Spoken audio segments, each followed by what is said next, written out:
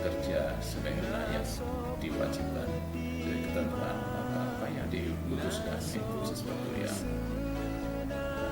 wajar. Memenuhi keadilan, Pak ya. Secara sesuai ketentuan. Dengan 15 gram aja sudah ancamannya hukuman mati. Gitu.